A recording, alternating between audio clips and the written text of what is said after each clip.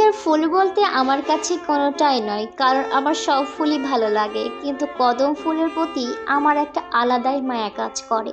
আর কদম ফুলের আদলেই তৈরি করা হয়েছে আমাদের এই গয়নার সেটটা।